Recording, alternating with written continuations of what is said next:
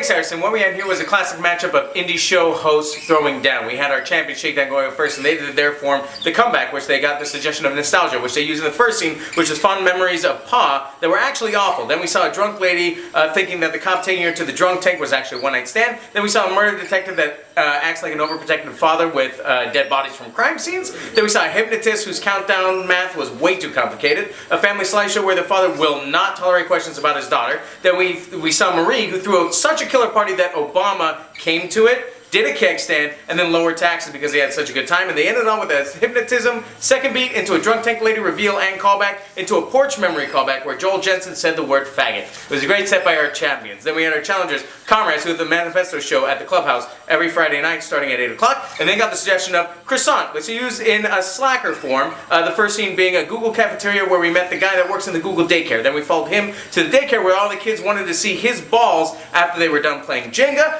Then we took that to the invention of the double-decker twin child casket. We saw the best friend skit, who is a comedy show inside a comedy show, who tried to will his dick and balls inside his own body to look like a baby on an ultrasound test. Then we saw a uterus used as a child's birthday present and then used later to be blown up like a balloon hat at a show and tell at school. Then we saw a kid whose body doesn't work except for his head. And they ended on with Dave Christensen with the justification line of the night, where when he was asked why he was barbecuing the neighbor's dog, he said, quote, "I like barbecuing what I beat the shit out of."